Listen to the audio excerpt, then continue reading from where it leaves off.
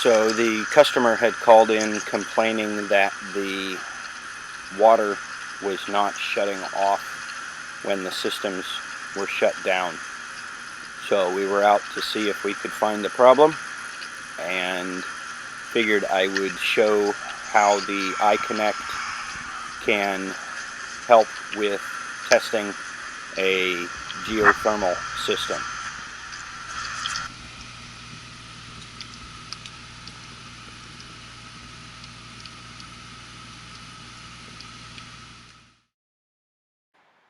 We've got the wireless pressure probes tied into the refrigerant ports, 2 pipe straps on incoming and outgoing water lines, tied into the repeater probe to give us a temperature differential, with the iConnect stuck to the side of the air handler with the integrated magnets.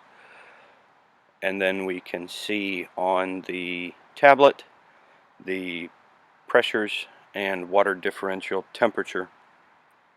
Thanks for watching. Like, subscribe, comment, and share, and we'll see you on the next video.